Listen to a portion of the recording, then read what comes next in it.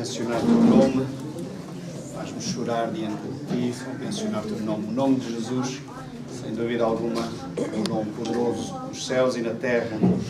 E às vezes eu creio que nós, cristãos, não temos essa percepção, não temos bem essa consciência, é que às vezes somos confrontados com essa realidade.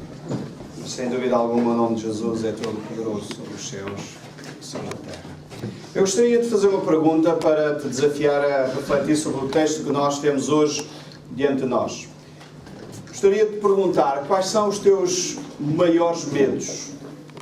Qual é o teu maior receio na tua vida? Provavelmente alguns de nós temos medos diferentes. É interessante que as fobias e os medos são muito variados. Dizem que o principal medo das pessoas é falar em público. A maior parte das pessoas tem grande dificuldade em ficar diante de uma plateia e falar em público. Há quem tenha medo das aranhas, das cobras, dos pássaros, dos elevadores e de outras coisas mais. Doenças, da crise mundial que se avizinha, da saúde ou falta dela. Qual é o teu maior medo? O que é que te faz recear? O que é aquilo que talvez mais ninguém sabe, mas te vais ficar com a garganta seca, as mãos transpiradas? O que é que te faz tu ficares com receio de alguma coisa? Qual é o pânico que te assola, mesmo quando mais ninguém sabe, se calhar nem tens a coragem de compartilhar e ainda assim ficas refém desse medo? Eu, quando tinha os meus filhos pequeninos, tinha muito medo que eles morressem com a apneia do sono, não é? Diziam que os bebés, alguns acontece isso, eu tinha um pânico enorme dessa situação, mas eu não podia fazer nada na realidade, não podia resolver esse problema. As noites obviamente eram muito mais mal dormidas, mas não resolvia absolutamente nada. A maior parte dos pânicos, dos medos que nós temos, nós pouco ou nada conseguimos fazer para os resolver. No entanto, muitas vezes eles condicionam-nos e às vezes paralisam-nos até. Há pessoas que não saem de casa, não viajam por causa dos seus medos. E acabam por não abraçar desafios, novas profissões, novas oportunidades, simplesmente porque têm medo de alguma coisa.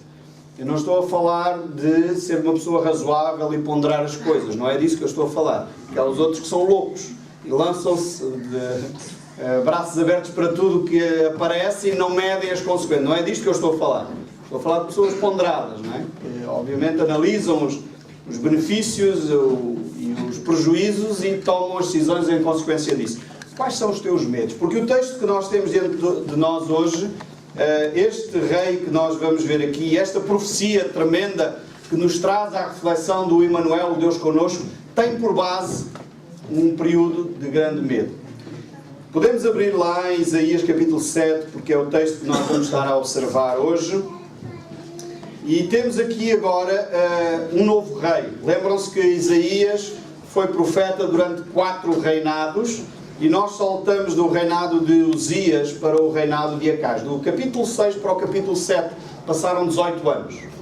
Às vezes nós na Bíblia não temos essa percepção, não é? Parece que as coisas estão encadeadas e é tudo ali uns dias após os outros. Portanto, no ano da morte do rei Uzias, Isaías teve a visão do alto e sublime trono e logo uns dias a seguir, mas não. Passaram 18 anos. E 18 anos acontece muita coisa. Obviamente, 18 anos, provavelmente, Isaías viveu à luz daquela consciência que ele tinha do Deus que governa sobre as nações, o Deus que é eterno, o Deus que é santo, santo, santo, o Deus que é o Rei dos exércitos, que nós vimos em Isaías capítulo 6. E agora estamos no capítulo 7. Já passou o filho de Uzias, Jotão, e agora estamos a falar do neto de Uzias, que é Acaz. Este homem é um péssimo rei. Tudo aquilo que é mau, podem pensar, Acaz fez. Inclusive, diz o texto bíblico lá em 2 Crónicas, este homem foi tão mau, que ele chegou a sacrificar um filho no fogo, a um Deus estranho. Portanto, vejam bem até onde este Acaz foi. Portanto, uma pessoa terrível àquilo que eram os propósitos de Deus para a família de Davi, para o rei, que era o herdeiro do trono e da promessa de Deus. Acaz é este homem que serve a todos os ídolos, abandona os caminhos do seu pai, do seu avô, Uzias, e agora faz coisas completamente transbilhadas. Obviamente, por causa disso, ele sofre aquilo que era as consequências do pacto que Deus tinha dito à nação de Israel. Se vocês andarem bem, vocês terão bênção. Se vocês se afastarem dos meus caminhos, vem a guerra, vem a fome, vem a desgraça sobre a nação. Este era o pacto que eles tinham. Acá está nesse período iminente. Alguns autores não sabem situar se isto é mesmo no ano em que Israel e a Síria tentam invadir Jerusalém, ou se é já a consequência desse momento. Mas o facto é que acá está num período de guerra, de convulsão. A guerra que Israel e a Síria fizeram a Judá, neste período concreto do rei Acaz, providenciaram, levaram mais de 200 mil prisioneiros, devastaram grande parte da cidade, e alguns dizem que provavelmente seria a segunda evasão que o rei de Israel e o rei da Síria iriam fazer a Jerusalém, e Acaz está em pânico. Está agora diante de uma situação, o que é que eu vou fazer? E a pergunta a seguir, a identificar quais são os teus medos, eu pergunto a seguir, como é que tu lidas com eles? O que é que tu fazes para lidar com os teus medos? Porque obviamente estava um pastor, ia pregar numa grande conferência, e ele estava a compartilhar com a esposa o nervosismo que ele tinha, porque obviamente queria apresentar uma boa pregação, queria poder ser usado por Deus, mas estava nervoso. Nós pregadores, quando temos um desafio grande de pregar a palavra de Deus e queremos fazer um bom trabalho no sentido de ser fiéis à palavra, ser fiéis àquilo que Deus nos comunicou, normalmente ficamos nervosos, porque a mensagem é sempre maior que nós. A mensagem é muito mais relevante do que aquilo que nós temos capacidade de transmitir. E ele estava a partilhar com a sua esposa, que estava nervoso, estava muito receoso de como é que a coisa ia correr, e ele estava a dizer, tenho a garganta seca, as mãos úmidas, e a esposa diz, lembre as mãos, não é? Isto é as propostas das mulheres, obviamente, se estás com a garganta seca, as mãos úmidas, aproveita. Lembre as mãos.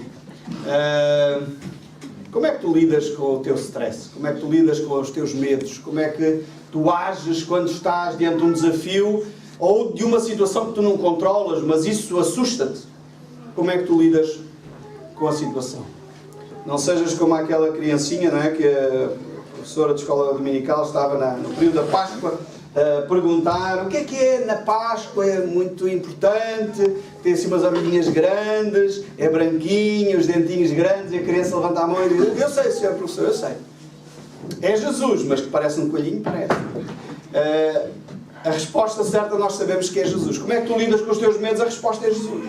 E é isso que este texto de Isaías também nos vai trazer. É Jesus, é Emmanuel, é Deus connosco. Mas como é que tu lidas na realidade com os teus medos? Se calhar róis as unhas, não é? Se calhar ficas com problemas de estômago, se calhar ficas com insónias, se calhar ficas com taquicardia. Como é que tu lidas com os medos, com os receios? Acá está diante de uma situação bem preocupante. Obviamente ele tinha um perigo iminente de invasão da cidade de Jerusalém. Não era uma coisa pequena. Provavelmente é possível que de facto esta seja a segunda invasão que Israel está a praticar para com Jerusalém. Eles queriam arrasar de vez com a nação de Judá, e Acaz era o rei, era aquele que tinha que tomar as decisões difíceis, e obviamente ele não era um bom rei. Era um homem que não ouvia Deus, um homem que ouvia muito pouco aquilo que os conselheiros diziam, e obviamente por causa disso ele tomava mais decisões. Talvez aí começa um segredo. Quando temos decisões importantes para tomar, diz a Bíblia que é na multidão de conselheiros que há sabedoria. Tomar decisões sozinho não é boa ideia. Se tu tens a ideia que tu és o mais brilhante nas decisões que tomas, eu quero desafiar, em nome de Jesus, a pensar que vale a pena ouvir os outros. Vale a pena ouvires mesmo, não é só pedires conselho porque tu vieste à igreja e sabes que é importante pedir conselho e depois fazes o que queres. Não é isto, é ouvir mesmo. Ouvir com ouvidos de ouvir. Então estamos no verso 10 do capítulo 7 de Isaías e diz assim a palavra de Deus. E continuou o Senhor a falar com Acaz. Portanto, Deus já tinha vindo a falar com ele, e leiam o capítulo 7. Nós vamos só focar aqui um aspecto deste capítulo, não vamos falar de tudo. Como já perceberam, o livro de Isaías é tão rico que nós não vamos conseguir abordar todos os aspectos deste livro à semelhança do que fazíamos em outros anos. Este ano vamos selecionar alguns textos assim mais importantes, podemos dizer assim. E então Deus tem vindo a falar já com este rei, mesmo ele sendo um péssimo homem, um péssimo rei, um homem que tem feito tudo para se afastar dos caminhos de Deus. Deus continua a falar com ele e diz: pede ao Senhor teu Deus um sinal, quer seja em baixo, nas profundezas, ou em cima, nas alturas. É impressionante como Deus não desiste do homem, não desiste daqueles a quem Ele prometeu coisas. Deus havia prometido a Davi que o trono de Davi duraria para sempre. E Acaz é um péssimo homem, um homem que se afasta dos caminhos de Deus, e ainda assim Deus não desiste dele.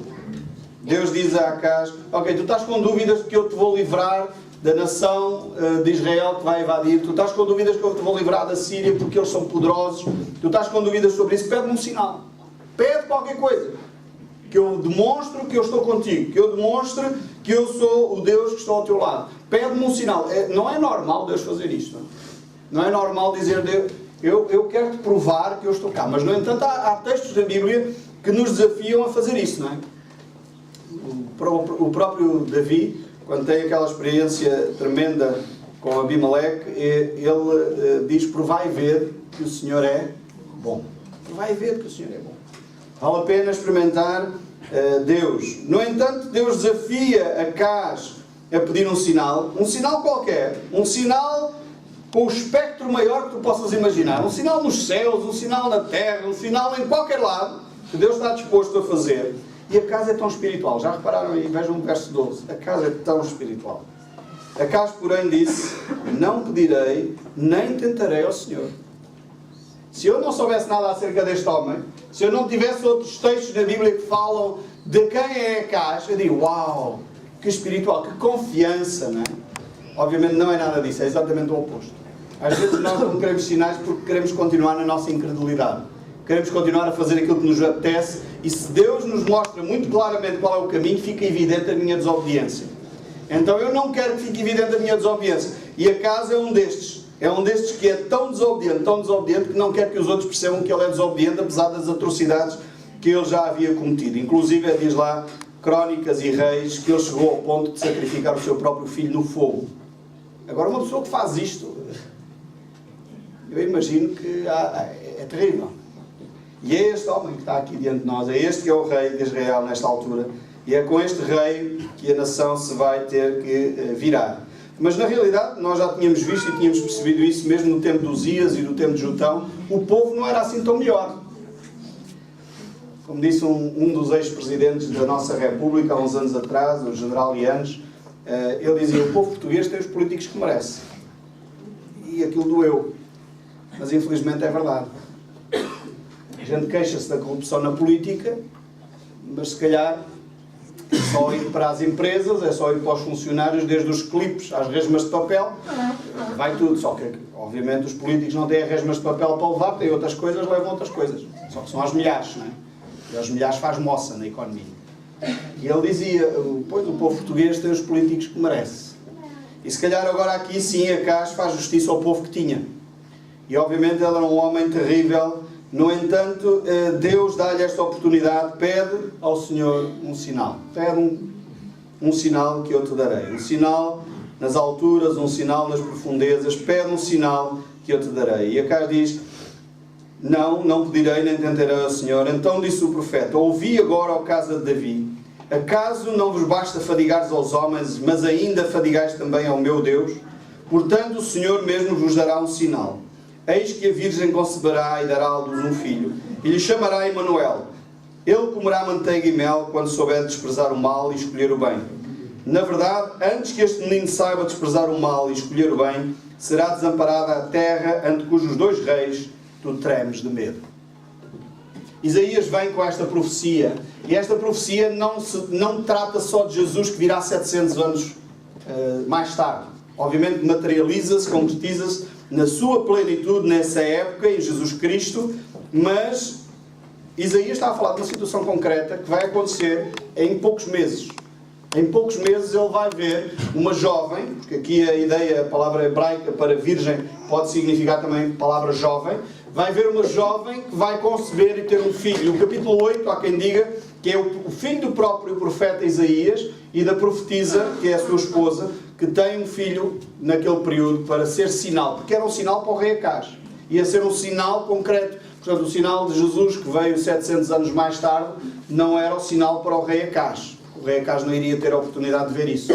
Agora, o rei Acaz iria presenciar, porque antes que aquelas duas estes dois grandes povos que ele temia, que era Israel e Síria, que iriam invadir a sua terra, eles iriam se tornar um deserto antes que esta criança pudesse ser minimamente autónoma, que é o que o texto bíblico está a dizer. Então ele teria a oportunidade de ver a promessa de Deus a ser cumprida neste Emmanuel, deste Deus connosco. Agora, a pergunta que eu te fiz ainda há pouco é: como é que tu lidas com os teus medos? Porque quando nós temos receio, Deus para nós é quem? E é este Deus que se apresenta como o Deus connosco, o Deus que está ao nosso lado, o Deus que é aquele que está perto de nós nos momentos da nossa ansiedade, o Deus que está perto de nós nos momentos de crise, aquele que vem em nosso auxílio quando mais nada nos serve como auxílio. E é este Deus que se apresenta assim como Acaz. Mas qual é o sinal que tu pedes a Deus? Ou qual é a forma como tu vês Deus que é bom a manifestar-se na tua existência, na tua vida, na tua situação concreta, naquele chefe que te tira do sério, que te tira as seguranças todas, no desafio que tu tens na tua vida, seja profissional, familiar, os desafios que tu tens, como é que tu lidas com eles? Ficas em pânico ou percebes que Deus está contigo? Deus é Emmanuel, Deus connosco, Deus que está ao meu lado. É este Deus que se apresenta ao lado de Acaz no momento da angústia. Eu gostava de convidar-vos a ler um salmo onde Davi diz exatamente isso, o Salmo 34, porque é um salmo interessantíssimo sobre esta ideia de que Deus, provai e vede que Deus é bom. E é neste contexto que eu creio que nós precisamos de focar a nossa atenção. Nós que somos filhos de Deus, nós que temos ansiedades, nós que temos medos, ou talvez não, mais uma vez, nós cristãos, já Salmo 34, nós somos cristãos, obviamente não temos medos nenhum, eu sei disso, portanto somos pessoas que já vivemos o Deus connosco de tal maneira que nunca entramos em pânico, ou talvez não. E se calhar precisamos nos lembrar que Deus está connosco. E se Deus está por nós, quem será contra nós? Como diz o texto bíblico. Mas eu gostaria de olhar para este texto de Salmo 34, que é um grande salmo de Davi, mais um destes grandes salmos de Davi, que nos foca a atenção no Deus que está connosco, Deus que é bom e que vem em socorro daqueles que o buscam. Bendirei o Senhor em todo o tempo. O seu louvor está sempre nos meus lábios. Gloriar-se-á no Senhor a minha alma. Os humildes ouvirão e se alegrarão. Engrandecei o Senhor comigo e todos a uma lhe exaltemos o nome. Busquei o Senhor e Ele me acolheu. Livrou-me de todos os meus temores. Contemplai-o e sereis iluminados, e os vossos rostos jamais sofrerá vexame. Clamou este aflito e o Senhor o ouviu e o livrou de todas as suas tribulações. O anjo do Senhor acampa-se ao redor dos que o temem e os livra. Ó, provai e vede que o Senhor é bom. Bem-aventurado o homem que nele se refugia. Temei o Senhor, vós os seus santos, pois nada falta aos que o temem. Os leõezinhos sofrem necessidades e passam fome. Porém, os que buscam o Senhor, bem nenhum lhes faltará. Vinde, filhos, escutai-me, eu vos ensinarei o temor do Senhor. Quem é o homem que ama a vida e quer a longevidade para ver o bem? Refrei a língua do mal e os lábios de falarem dolosamente. Aparte-se do mal e pratique o que é bom. Procura a paz e empenhe-se por alcançá-la. Os olhos do Senhor repousam sobre os justos e os seus ouvidos são abertos ao seu clamor. O rosto do Senhor está contra os que praticam o mal, para lhes extirpar da terra a memória. Clamam os justos e o Senhor escuta e os livra de todas as suas tribulações. Perto está o Senhor dos que têm o coração quebrantado e salva-os de espírito oprimido. Muitas são as aflições do justo, mas o Senhor de todas o livra. Preserva-lhe todos os ossos, nem um deles sequer será quebrado. E aqui Davi está a falar do nosso Senhor Jesus Cristo.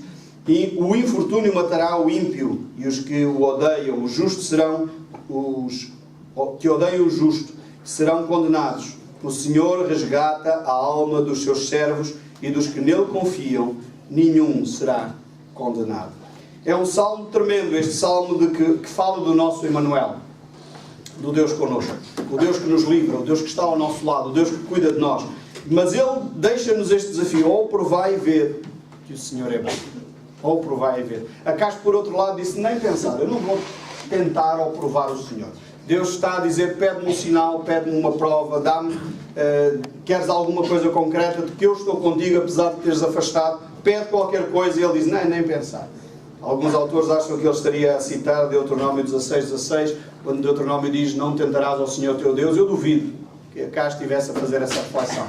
Acho que ele nem sequer perceberia essa verdade bíblica que lá está em Deuteronômio, que o nosso Senhor Jesus Cristo, sim, quando teve aquele confronto com Satanás lá no deserto, e que Satanás o desafia a tentar o Senhor Deus, ele diz: não tentarás ao Senhor teu Deus. Este equilíbrio entre não tentar ao Senhor e Deus dizer: eu dou-te uma prova de que eu sou fiel, eu estou contigo em todo o momento, é um desafio tremendo. E nós encontramos este mesmo desafio de provarmos o Senhor, porque Ele é bom, lá em Malaquias, capítulo 3. Eu acho interessante e gostava de ver convosco também, Malaquias, capítulo 3, onde o texto da Bíblia nos desafia a pensar neste Deus e colocar à prova, de alguma forma, este Deus. Diz lá em Malaquias 3, a partir do verso 8, um texto, eu sei que alguns, infelizmente, abusam deste texto para extorquir dinheiro às pessoas, mas não é essa a intenção. Obviamente aqui a ideia é olharmos para o Deus que pode ser posto à prova. O Deus que de alguma forma vem e mostra de uma forma concreta que Ele cuida. Não é só um Deus em que nós temos, que não podemos materializar de forma alguma, porque as Escrituras dizem para nós não criarmos imagens, escultura, não materializarmos a imagem de Deus. Portanto, Ele nesse sentido não quer que nós o façamos, mas depois Ele diz: eu posso-vos dar provas concretas de que cuido de vocês. E este texto de Malaquias, capítulo 3, a partir do verso 8, diz: roubará o homem a Deus? É uma pergunta. É possível alguém roubar alguma coisa a Deus? Todavia vós me roubais e dizeis: em que te roubamos? Nos dízimos e nas ofertas. Com maldições sois amaldiçoados, porque a mim me roubais, vós, a toda a nação. Trazei todos os dízimos à casa do tesouro, para que haja mantimento na minha casa, e provai-me nisto, diz o Senhor.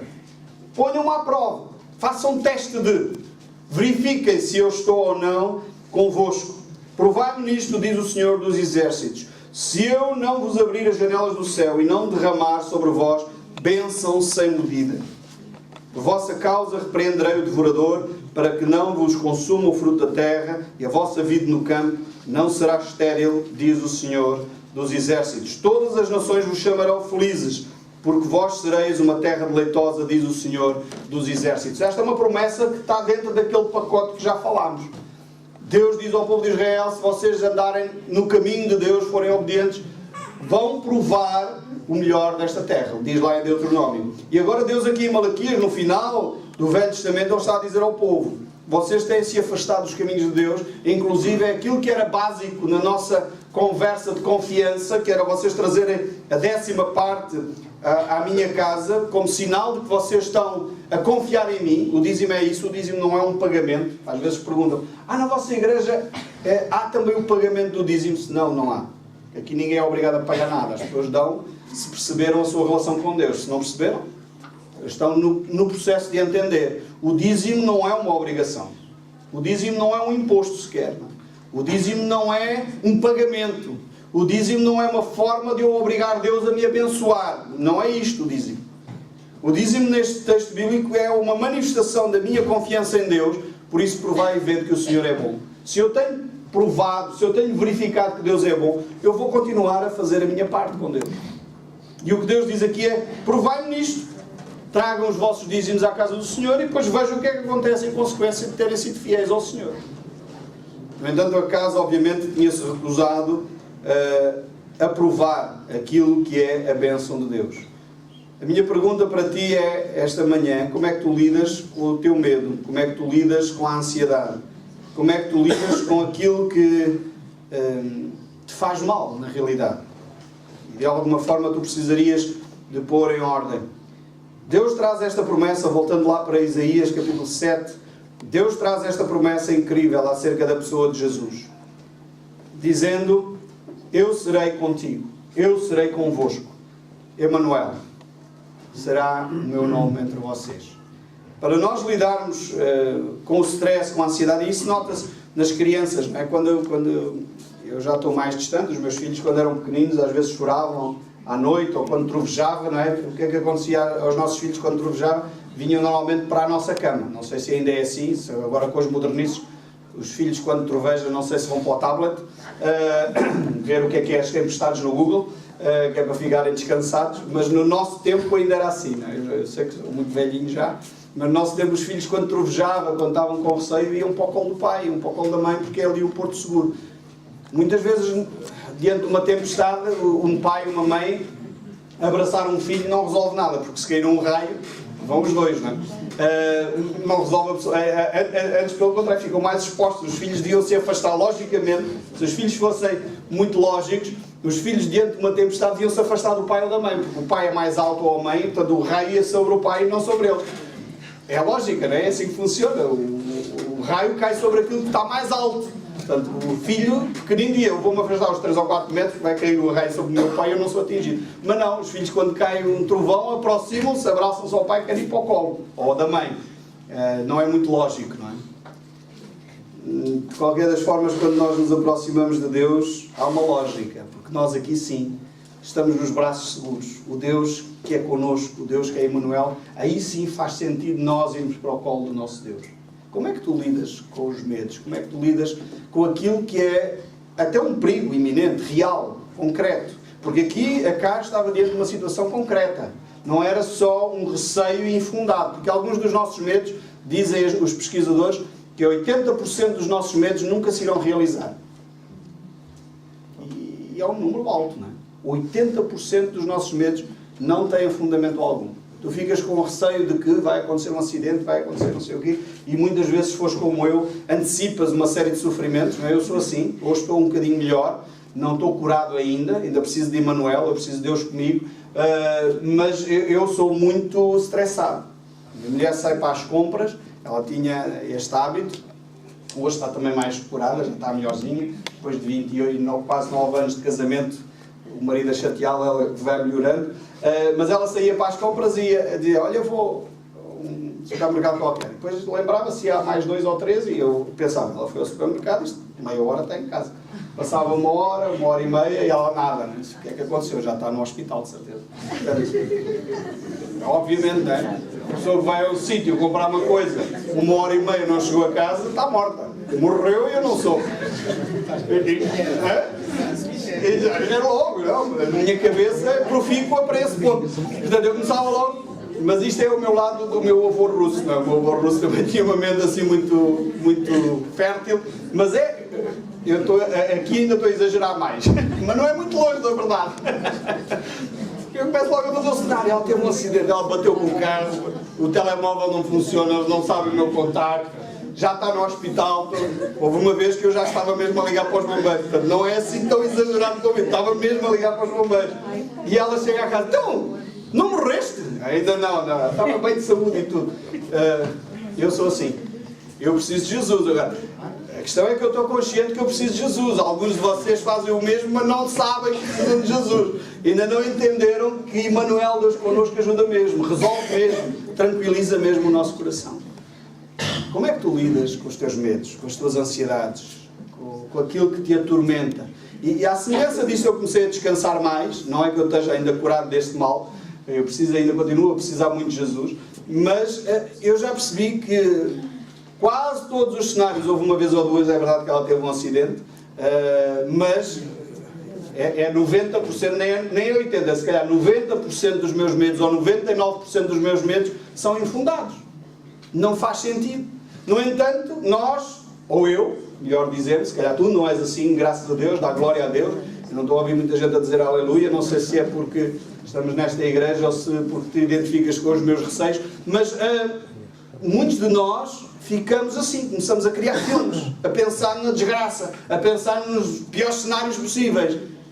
E o que eu vejo aqui é Deus dizer, eu vou dar o Emmanuel, o Deus connosco, aquele que está ao teu lado, aquele que te pode fazer descansar, aquele que não te quer mal. Provai e vede que Deus é bom. Provai e vede que Deus é bom. Deus é um Deus generoso, Deus é um Deus que cuida, Deus é um Deus que liberta, Deus é um Deus que salva. Deus é Emmanuel, é Deus connosco.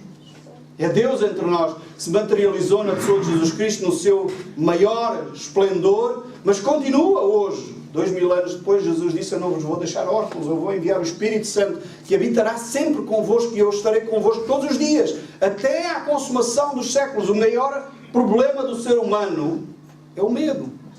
É o que paralisa. É por isso que vezes se encontra, quando Jesus apareceu após a ressurreição, qual era a primeira frase que Jesus usava depois de ter ressuscitado?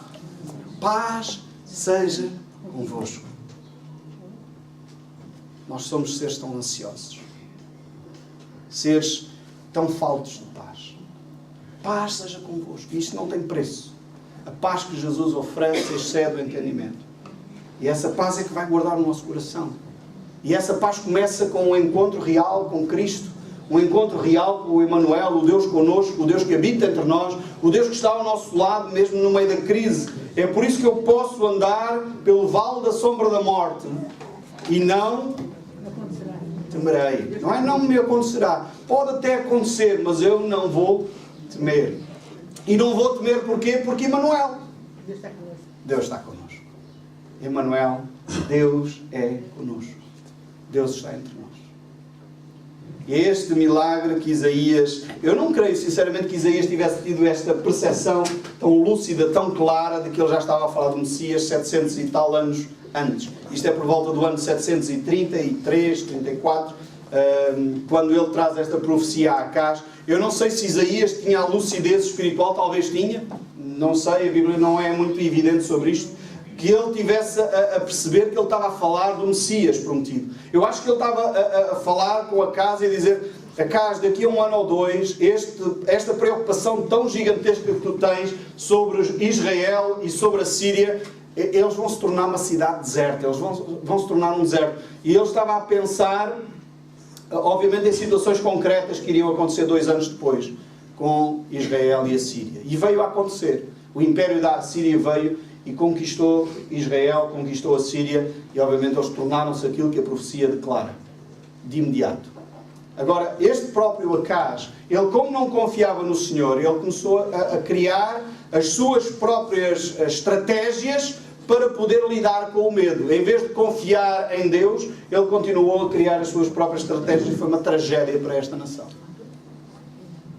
Obviamente, quando tu e eu desenvolvemos estratégias, por muito boas que sejam, há estratégias que nos ajudam. Quando estiveres a ficar irritado, conta até 10, não é? E não batas à criancinha quando... Alguns chegam ao 10 e pumba, continuam tão irritados. São estratégias humanas.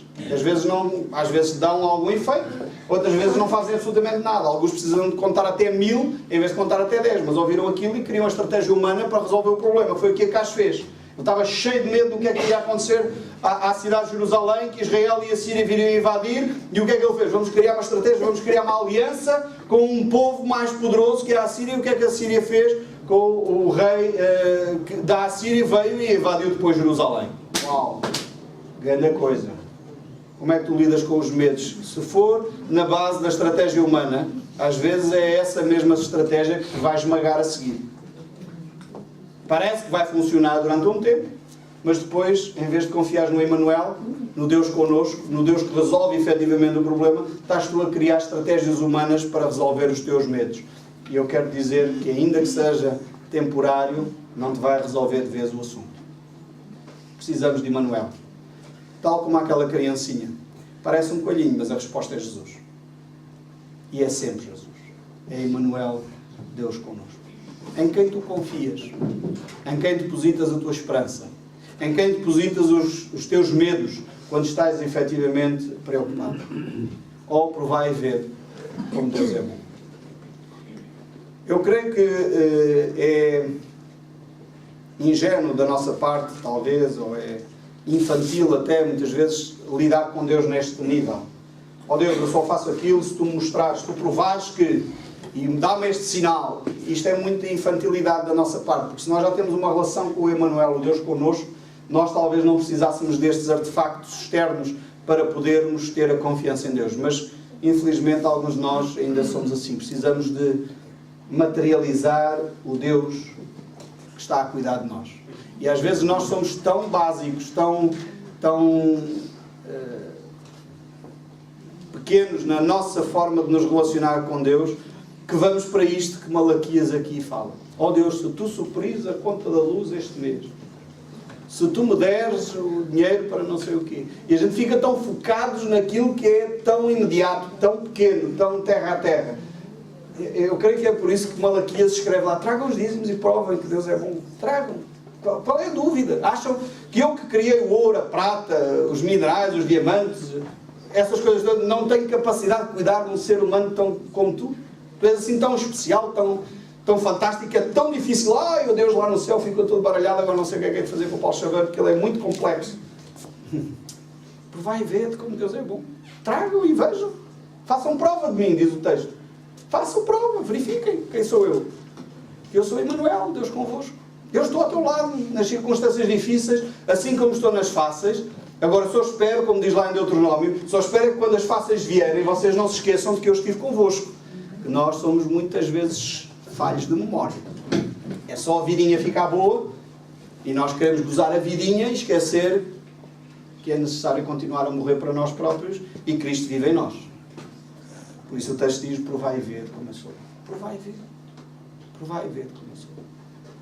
Eu gostaria muito que esta manhã, ao olhar para este texto, possas perguntar: ó Deus, como é que eu posso resolver estes medos? Esses que tu identificaste no início da explicação. Quais são os teus medos? Talvez o medo que vais ter uma doença incurável e não és capaz de lidar com isso. Talvez o medo de perder um ente querido, o filho, ou o marido, ou a esposa. Talvez um medo de que não sei como é que eu me vou sustentar este mês porque estou desempregado, ou o desafio profissional é grande e eu não sei como lidar. Talvez o medo de como é que eu me vou manter profissionalmente com esta pessoa que é o meu chefe ou que é o meu patrão e que é tão difícil de lidar. Qual é o teu medo? Entrega ao Senhor. Provai e ver. Provai e ver que o Senhor é bom. Gostaria muito de vos encorajar hoje a ter esse sentimento de paz. Paz seja convosco. Porque o Senhor está connosco. O Emmanuel, o Deus eterno, o Deus poderoso, o Deus que criou os céus e a terra, e que isto condicione, mude, transforme a tua forma de lidar com as crises, com as inseguranças, com o futuro. O que é que, Jesus disse isto, por outras palavras, o que é que tu podes acrescentar na tua mente? O que é que tu podes acrescentar ao teu prazo de vida? O que é que tu podes acrescentar? Nem os cabelos da tua cabeça tu consegues. Eu, quando pentei, porque é uma série deles, e a Bíblia diz que Deus contou os cabelos. Ele deve ter um trabalhão todos os dias. Agora lá temos que diminuir aqui mais uma dezena de cabelos, depois mais uns quantos que crescem. Não é? E Deus está todos os dias a fazer um cálculo enorme sobre a minha quantidade de cabelo, porque eu perco muito cabelo. Mas a Bíblia diz isto. Não é? Os cabelos da vossa cabeça estão contados. Ali com o valente é mais fácil. Aí alguns têm facilitar o trabalho ao Senhor, e então é só metade. São menos 3.500. Deus cuida até destes detalhes. Quando é que não... Jesus diz-nos, Ele põe-nos a pensar até no ridículo. Quantos pássaros, quantos pardais tu vales? Porque se não há um pardal que cai sem que o Senhor cuide, como é que tu achas que Deus não cuida de ti? Eu creio que muitas das minhas ansiedades, e é por isso que eu estou a dizer, eu hoje se calhar estou um pouco melhor, porque eu espero que, não porque a minha mulher mudou muito neste comportamento, mas porque eu conheço um pouco melhor Deus. E porque eu entendo que Deus está comigo. E a ansiedade, afinal de contas, não produz efeito absolutamente nenhum saudável. Não me traz saúde a mim mesmo, não cria bom ambiente em casa, porque quando estou nervoso, quando estou preocupado, obviamente descarrego naqueles que supostamente são os culpados do meu stress, e isso não traz bom ambiente. E a gente não experimenta a paz de Deus, não experimenta o Emmanuel, o Deus connosco, o Deus que habita entre nós, o Deus que transforma, o Deus que dá segurança, o Deus que traz paz. E é isto que Deus quer trazer. Mesmo um rei horrível como esta casa. Porque ele tinha uma promessa para com Abraão, tinha uma promessa para com Isaac, tinha uma promessa para com Jacó. Ele tinha prometido a Davi que o seu trono duraria para sempre. E há aqui uma nódoa que Deus tem que resolver, que é o Acaz. E Deus ainda assim diz, pede-me lá um sinal, porque eu prometi a Davi que eu iria fazer. Portanto, eu não vou estragar a minha promessa por causa de um fulano como este. Então pede-me um sinal, vais ver como eu sou o Deus que sou.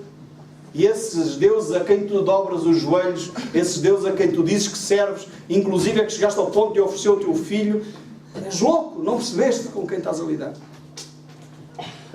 Se calhar nós não entregamos os nossos filhos em sacrifício num altar, mas se calhar entregamos em sacrifício o nosso descanso, o nosso sono, a nossa paz, a nossa harmonia conjugal, o nosso ambiente lá em casa. E sacrificamos a um Deus qualquer, porque andamos ansiosos. Eu queria desafiar a pensar no Emmanuel, o Deus connosco. Jesus Cristo que se concretizou, materializou a sua presença entre nós.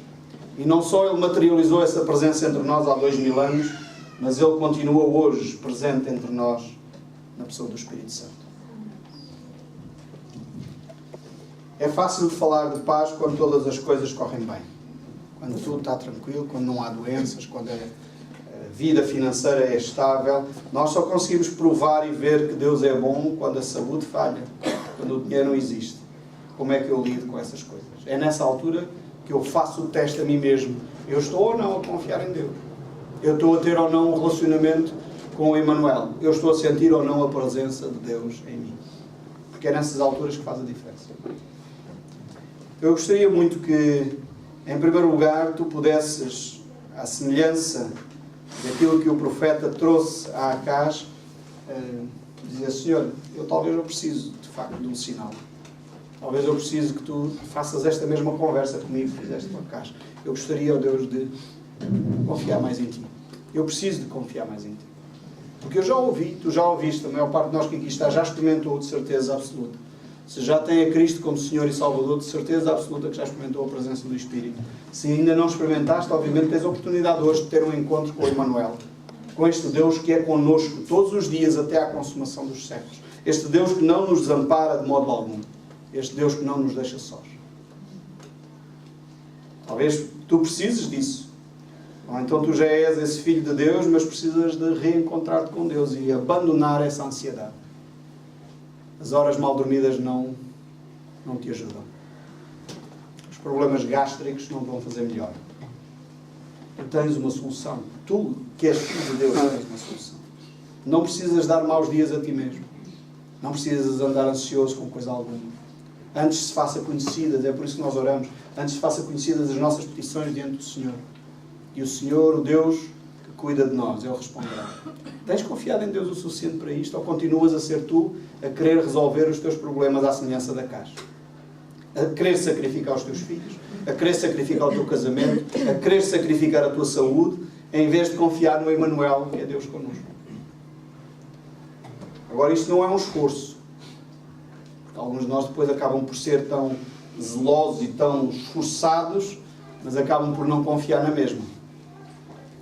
O esforço normalmente retira-nos a energia, retira-nos o descanso, retira-nos a paz, e o lançar-nos nos braços de Deus traz-nos o conforto, traz-nos o descanso. E é bom ver Deus a agir. E quando nós vemos Deus a agir, nós percebemos, afinal Deus respondeu. Afinal não valia a pena ter andado assim. Afinal gastei tantas noites mal dormidas inutilmente. E às vezes é preciso isso. Se tu fores como eu precisei de algum tempo assim para perceber que Deus é comigo. E eu não acrescenta nada eu andar ansioso. Não me adianta nada eu ficar preocupado. Porque Deus vai cuidar, mesmo se eu não andar preocupado. Ele dá aos seus enquanto os seus dormem, diz o texto bíblico. E nós podemos tranquilizar-nos. E é tão bom quando podemos descansar em Deus. É uma coisa... Eu sei que a maioria das pessoas depois não entende. Então tu não andas estressado. As coisas estão a correr mal e tu não fica... Deus cuida. Deus cuida. E quando Deus cuida não é só uma frase feita, é uma realidade concreta. Deus cuida mesmo. Então não adianta eu andar estressado. É entregar em Deus e vamos ver o que Ele faz. Porque Ele é bom. E a sua bondade dura para sempre. Então provai e vede como Deus é bom. O meu desafio para vocês hoje é poder experimentar este Deus que cuida de nós. Vale a pena confiar nele. Este Deus que traz a paz, que excede o entendimento. Na tua circunstância, seja ela qual for, seja profissional, os desafios profissionais que alguns estão a ter, seja no desemprego, seja na falta de saúde, Deus vai cuidar de nós. E a paz de Deus que excede o entendimento vai guardar o teu coração. Agora e para sempre. Crês tu nisto? Crês tu nisto? Podemos orar? Deus e Pai, eu quero agradecer pelo Emmanuel, o Deus connosco, a promessa concreta de Deus que habita no meio do seu povo. O Deus que não nos desampara, o Deus que conforta e guia, o Deus que protege e guarda, o Deus que nos livra de todo o mal, o Deus que é aquele que mesmo quando a gente passa pelo vale da sombra da morte, tu estás lá. O Deus que nos pega ao colo quando estamos demasiado estressados, à semelhança daquilo que um pai faz com o seu filho que está perturbado. Senhor, este Deus é um Deus que o mundo não conhece. É um Deus que nós conhecemos, mas o mundo não conhece este Deus. Um Deus que é Emmanuel, Deus connosco. Um Deus que, tão grandioso, tão majestoso, tão poderoso, tão imenso, se fez carne, habitou entre nós, se humilhou ao ponto de ser como um de nós. Se esvaziou dos seus atributos divinos, da sua majestade, da sua grandiosidade, do seu poder, da sua omnisciência, e se fez como um de nós. Andou entre nós. Parecia um de nós. Oh Deus, é maravilhoso podermos olhar para a história e perceber no concreto da história a tua existência e perceber agora na nossa vida que essa promessa que Cristo fez e que se materializou em Cristo ainda hoje perdura. E o Espírito Santo que habita em nós consola os nossos corações, porque tu não nos deixaste órfãos. Jesus não ficou lá preso na história há 2000 anos atrás. Ele continua a estar connosco todos os dias até à consumação dos séculos. E aqueles que têm esta oportunidade de ter um relacionamento contigo podem experimentar isso. O Deus Emmanuel. Louvamos o teu nome pela tua presença na nossa vida. Amém. Deus nos abençoe.